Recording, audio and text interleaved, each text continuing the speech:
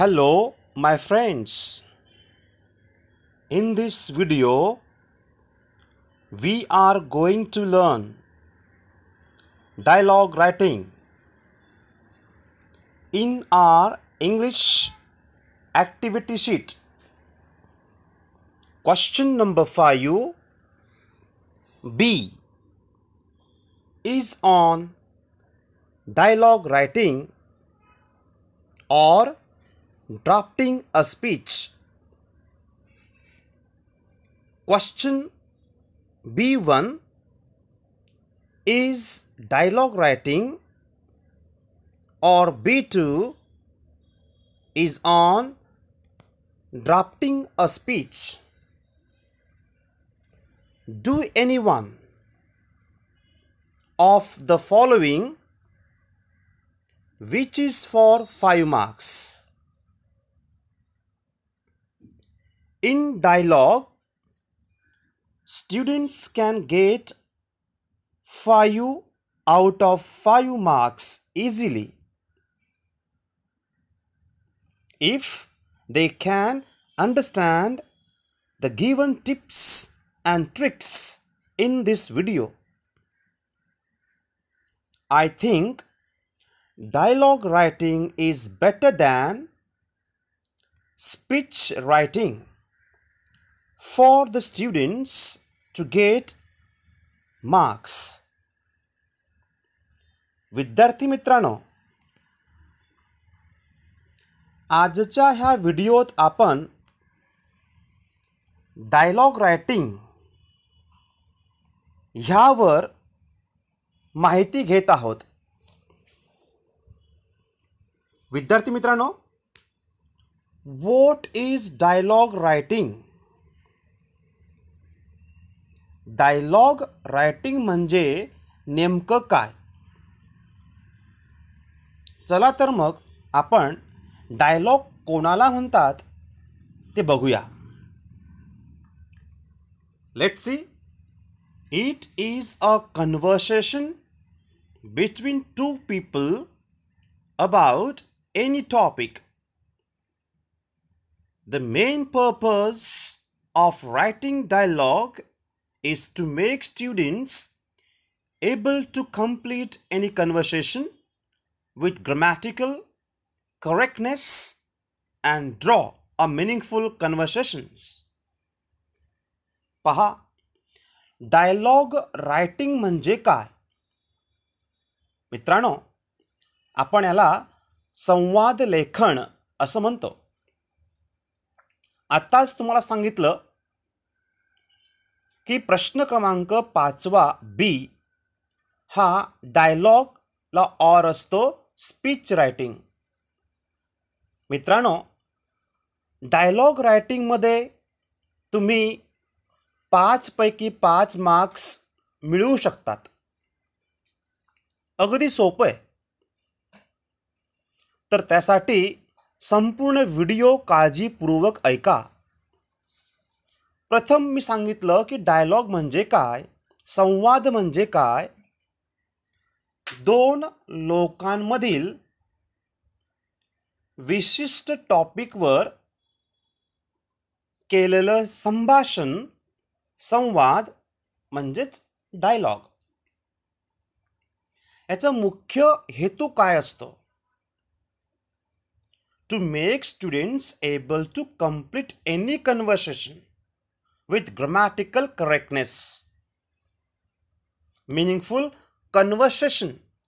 त्यामध्ये व्याकरणदृष्ट्या आणि तसंच अर्थपूर्ण संवाद साधणं हे यामध्ये महत्त्वाचं असतं. मित्रांनो, दैनंदिन जीवनामध्ये संवाद कसा करायचा त्यासाठीचा हा महत्त्वाचा पर्याय या ठिकाणी आपण पाहत आहोत. Let's see. पहा, या ठिकाणी how to attempt this question हा प्रश्न कशा पद्धतीने अटेम्प्ट करायचा असतो एवढ्याच सांगितलं. की ह्या डायलॉग रायटिंगला 5 मार्क असतात. Study all chit chat activities from the course book. विद्यार्थी मित्रांनो, मी आपणास नेहमी सांगत आलो आहे, आपल्या इंग्रजीच्या पाठ्यपुस्तकात वॉर्मिंग अप मध्ये चिट चॅट ॲक्टिव्हिटी हा पहिलाच भाग असतो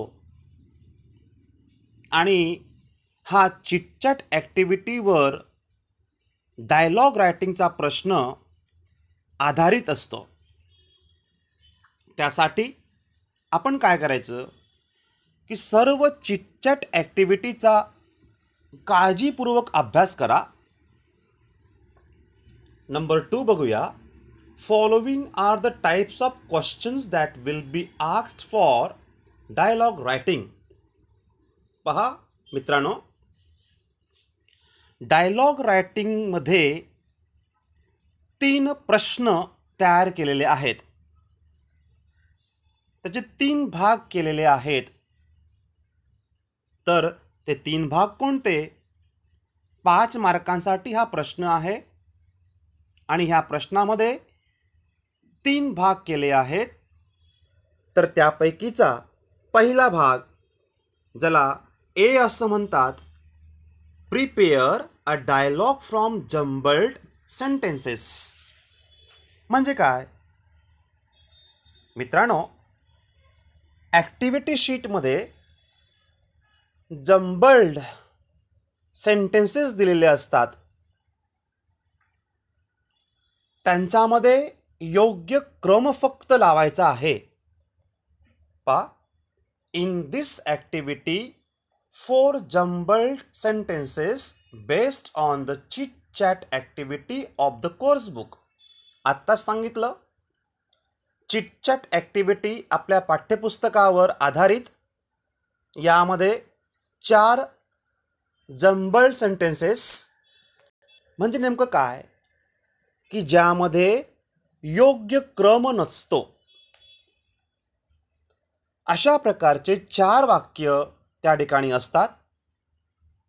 you are required to arrange the given sentences in the correct order to form a meaningful dialogue.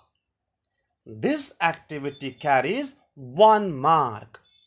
पहा, पाठ्यपुस्तकातील चिट चॅट ॲक्टिव्हिटीवर हा प्रश्न आधारित.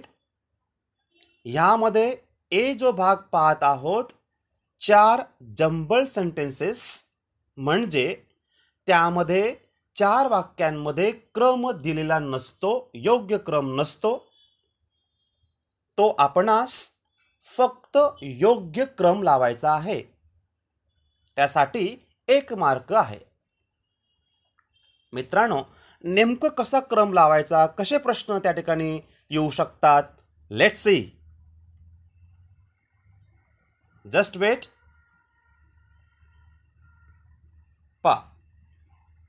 एक्झाम्पल म्हणून आपण पाहत आहोत, put the sentences in proper order to prepare a meaningful dialogue based on chit chat of lesson 4.6. पहा, तुमच्या माहितीसाठी एक्झाम्पल म्हणून आपण इथे डायलॉग रायटिंगचा ए जो प्रश्न आहे जम्बल्ड सेंटेन्सेसचा तो पाहत आहोत. आता हा जो प्रश्न समोर आहे हा लेसन 4.6 वर जो चिट चॅट ॲक्टिव्हिटी आहे त्याच्यावर आधारित आहे. पहा, परीक्षेमध्ये कशा प्रकारे 4 जम्बल्ड सेंटेन्सेस असतात. एक्झाम्पल म्हणून पहिलं वाक्य आहे, yes I do but don't totally depend on his blessings. Number 2, why so? 3, do you believe in God? 4, I believe in hard work more. विद्यार्थी मित्रांनो, कशा पद्धतीने ह्या प्रश्नाचं उत्तर लिहायचं समजून घ्या. पहिलं सांगितलेलं आहे की चिट चॅट ॲक्टिव्हिटीचा अभ्यास करायचा. महत्त्वाची गोष्ट. दुसरं म्हणजे असं की ह्या ठिकाणी जे 4 वाक्य असतात त्या 4 वाक्यांपैकी 2 वाक्य ही प्रश्न असतात आणि उरलेले 2 वाक्य हे त्या प्रश्नांची उत्तरे असतात. तर पद्धतीने या ठिकाणी हे 4 वाक्य असतात. आता पहा, मग साधी सोपी गोष्ट अशी असते की आपण प्रश्न आधी असतो की उत्तर आधी असतं. नॅचरली प्रश्न अगोदर आपण लिहित असतो आणि मग त्याचं उत्तर लिहितो. पहा, 4 वाक्यांमध्ये क्रम कसा लावायचा. I am giving you the tricks and what we say tips to you. 4 वाक्यांपैकी 2 प्रश्न असतात आणि 2 त्यांची उत्तरे असतात. म्हणजे पहिलं वाक्य हा प्रश्न असेल आणि तिसरं वाक्य जे असेल ते सुद्धा प्रश्न असेल.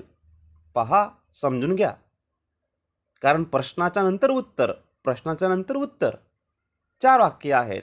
पहिला प्रश्न, दुसरं त्याचं उत्तर, तिसरं प्रश्न आणि चौथं त्याचं उत्तर, असा हा क्रम असणार. ठीक आहे. मग आता बघा, ह्यामध्ये जे 2 प्रश्न असतात तर ते 2 प्रश्न बहुधा एक WH क्वेश्चन असतो तर दुसरा व्हर्बल क्वेश्चन असतो. आपण ज्याला येस नो टाईप क्वेश्चन म्हणतो.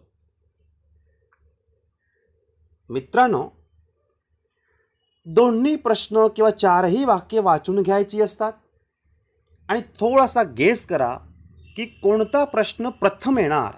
आता आपल्यासमोर या ठिकाणी 2 प्रश्न कुठले पहा. इथे आहे दुसरं वाक्य बघा, हे वाय सो, आणि तिसरं do you believe in God.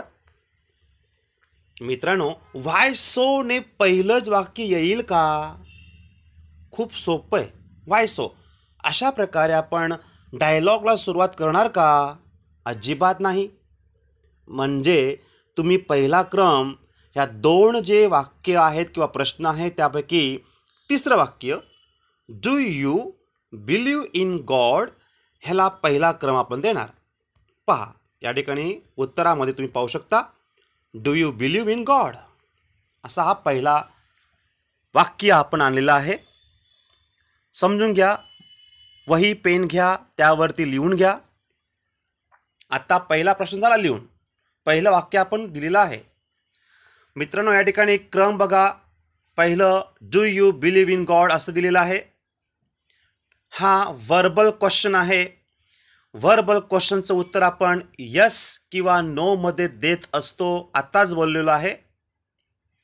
मग आता ह्या वरील 4 वाक्यांमध्ये जर तुम्ही ऑब्झर्व केलं, पहिलं वाक्य पहा, यस आय डू.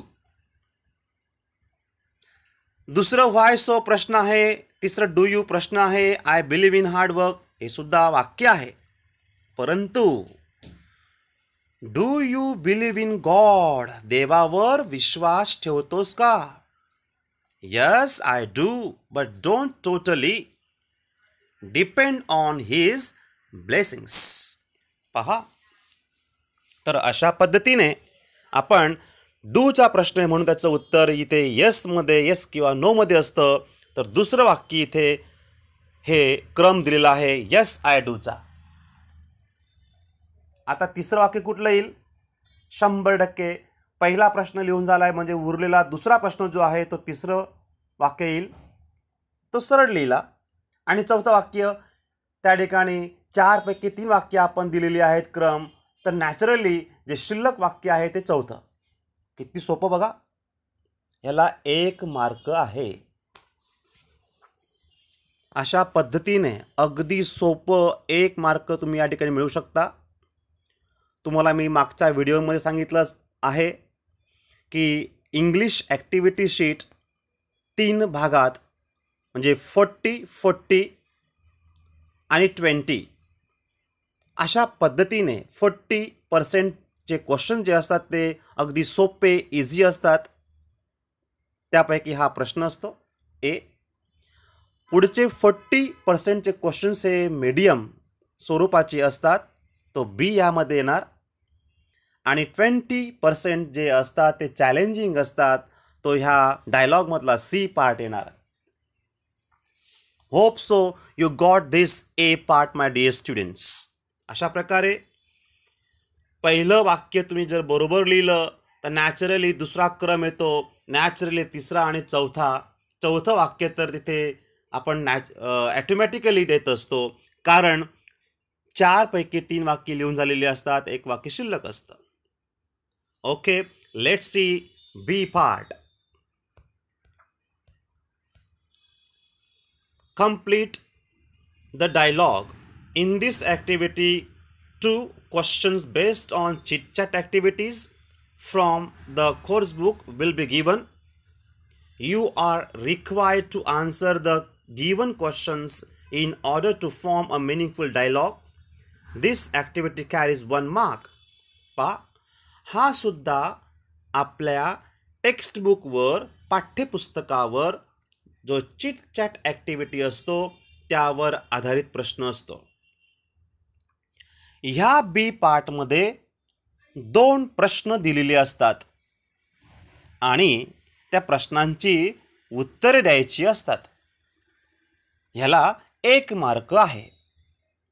विद्यार्थी मित्रांनो, हे दोन्ही प्रश्न यामध्ये आत्ताच मी बोललो की एक असतो WH क्वेश्चन आणि दुसरा असतो व्हर्बल क्वेश्चन. बी पार्टमध्ये सुद्धा अशा प्रकारे WH क्वेश्चन आणि दुसरा व्हर्बल क्वेश्चन असतो. WH क्वेश्चनची सुरुवात WH वर्डने होत असते. सहाय्यकारी क्रियापद असतं, सब्जेक्ट असतो, कॉम्प्लिमेंट असतं, क्वेश्चन मार्क असतो. याचं उत्तर आपण पूर्ण वाक्यात देत असतो. व्हर्बल क्वेश्चन, एसनो टाईप क्वेश्चन चा जो स्ट्रक्चर असतो त्याची सुरुवात हेल्पिंग व्हर्बने होते, जसं am, is, are, was, were वगैरे. These are 24 helping verbs. यापैकी सुरुवात होते, सब्जेक्ट असतो, त्यानंतर उर्वरित वाक्य असतं आणि क्वेश्चन मार्क असतो. ह्या प्रश्नाचं उत्तर आपण यस किंवा नोने देत असतो. तर अशा पद्धतीने हा बी पार्ट आहे. यामध्ये 2 प्रश्न विचारलेले असतात. एक प्रश्न WH असतो तर दुसरा व्हर्बल असतो. आपण याचा एक्झाम्पल बघूया. ह्याला देखील 1 मार्क आहे. Let's see example. Complete the dialogue based on chit chat of lesson 1.3. आपल्यासमोर एक्झाम्पल म्हणून 1.3 जो लेसन आहे त्यातील चिटचॅट ॲक्टिव्हिटीवर हा प्रश्न आहे. ए म्हणतो बीला, did you like to hear bed time stories when you were a child. आणि दुसरा प्रश्न आहे, who usually told you the bed time stories. मित्रांनो, ए या ठिकाणी पहिला प्रश्न जो आहे डीडने सुरुवात होतोय, याचा अर्थ व्हर्बल क्वेश्चन आहे. दुसरा हूने सुरुवात होतोय, याचा अर्थ WH क्वेश्चन आहे. तर पहिला प्रश्न बघूया, त्याचं उत्तर did you like to hear bed time stories. Bed time stories ऐकायला आवडतात का. When you were a child, जेव्हा आपण चाइल्ड होता तेव्हा बेड टाईम स्टोरीज ऐकायला आवडत होत्या का. आता बी आपण उत्तर लिहायचं आहे. यस मित्रांनो, शक्यतो पॉझिटिव्ह आन्सर्स लिहा. नोने सुद्धा लिहू शकतात, नाही असं नाही, परंतु शक्यतो पॉझिटिव्ह या ठिकाणी रिप्लाय द्या. पहा उत्तर व्हर्बल क्वेश्चन म्हणून, yes I heard many bed time stories when I was a child. असं पूर्ण वाक्यात जर लिहिलं तर उत्तमच होईल. यस आय लाईक असं लिहिलं तरी पण चालेल. But dear students, you must or you should write in full sentence. त्यानंतर who usually told you bed time stories. हूचा प्रश्न आहे, त्या हूच्या ऐवजी उत्तर भरायचं आणि पुढचं वाक्य आहे तसं लिहायचं. तर तुम्हाला त्या बेड टाइम स्टोरीज कोण सांगित होतं? My grandmother and my grandfather also told me the bed time stories. अशा पद्धतीने आपण पूर्ण वाक्यात उत्तर या ठिकाणी लिहायचं आहे. And B part also carry 1 mark. In this part you have to see these 2 types of questions, so write in full. Let's see next part, that is C. Just wait. Okay, write a dialogue based on the given theme. मित्रांनो, C part dialogue रायटिंगचा महत्त्वाचा part असतो,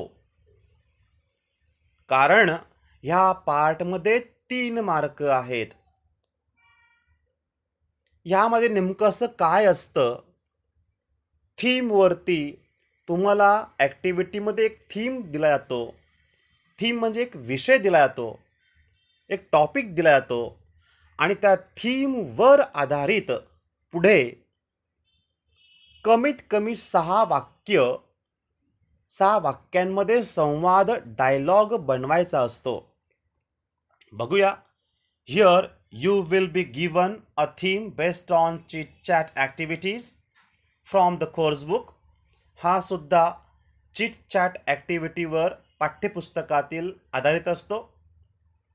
you have to develop a meaningful dialogue between 2 persons. 2 व्यक्तींमधील अर्थपूर्ण अशा प्रकारचा dialogue बनवायचा असतो. Remember that your dialogue must consist of minimum 3 meaningful exchanges. हे वाक्य या ठिकाणी अति महत्त्वाचं आहे.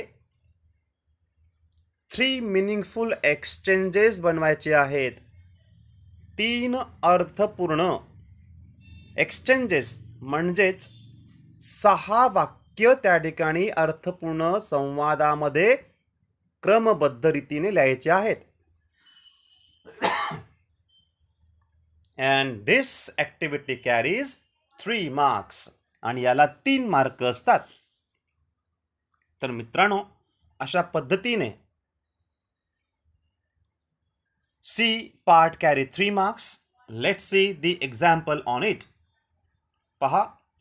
Write a dialogue of minimum 3 meaningful exchanges on importance of listening to stories. मित्रांनो, इथे importance of listening to stories हा थीम आहे, हा टॉपिक आहे, हा विषय आहे. आणि ह्या थीमवर 3 मिनिंगफुल एक्सचेंजेस बनवायचे आहेत. तर 3 मिनिंगफुल म्हणजेच 6 वाक्य. मित्रांनो, माझा असा अनुभव आहे, दरवर्षी आम्ही जेव्हा पेपर्स चेक करतो तर त्यावेळेला विद्यार्थी ह्यामध्ये hi friend, what is your name, hello friend अशा प्रकारे सुरुवात करतात. गुड मॉर्निंग, गुड इव्हिनिंग असं सॅल्युटेशन्स त्या ठिकाणी करत असतात. शेवटी goodbye, meet you soon, thank you, take care अशा प्रकारचे लहान लहान त्या ठिकाणी सॅल्युटेशन्स लिहितात. आवश्यक नाही आहे, लिहा, हरकत नाही. पण मित्रांनो, या ठिकाणी दिलेला जो थीम असतो त्याच्या बेसवरती 6 वाक्य तयार करायची आहेत. हाय, हॅलो हे ग्रीटिंग्स, हे सॅल्युटेशन्स या ठिकाणी ह्याला जास्त आपण व्हॅल्यू करत नाहीत. लिहिलीत हरकत नाही, पण पुढील 6 वाक्य जो दिलेला थीम आहे त्याला अनुसरून ही असली पाहिजेत. Got it. लक्षात राहू द्या.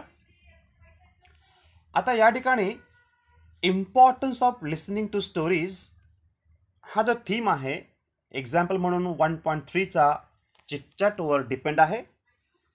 आता इथे तुम्ही अजय आणि सुजय असे 2 मित्र आहेत. तुम्ही ह्या ठिकाणी कोणतेही 2 नावं घेऊ शकता. किंवा ए बी असं पण लिहू शकता. But you can write any two short names. Ajay म्हणतो बघा, do you like to listen stories Sujay? Sujay, तुला स्टोरीज ऐकायला आवडतात का? बघा, सुरुवात केलेली आहे डायरेक्ट. या ठिकाणी जो थीम आहे त्याच्यावर हॅलो फ्रेंड वगैरे ग्रीटिंग्स केलेले नाही आहे. आता डूचा प्रश्न आहे, याचा अर्थ आपण उत्तर येस किंवा नोन देणार. येस ऑफकोर्स सुजय म्हणतो. Ajay, that's great. Why do you like to listen to stories? का बरं तुला स्टोरीज ऐकायला आवडतात? सुजय म्हणतो, it gives us pleasure and it is a good source of what we say entertainment. तर अशा प्रकारे या ठिकाणी उत्तर दिलेलं आहे. अजय म्हणतो, don't you think it stretches our imagination and curiosity? Sujay, yes, sometimes it makes us curious. It develops our imagination also. So, listening stories is good for our mind and to develop our knowledge too. Ajay, that's right. Thank you, dear. Sujay, you're welcome. पहा मित्रांनो, अशा पद्धतीने 3 exchanges आपण करू शकतो. This is only for the example. I hope you got this. अशा पद्धतीने आपण डायलॉग रायटिंग कसं लिहायचं त्याच्या ट्रिक्स आणि टिप्स पाहिलेल्या आहेत. I hope you will study on it. We will meet soon in our coming video, which is on speech writing. Till then, take care. Bye. Thank you.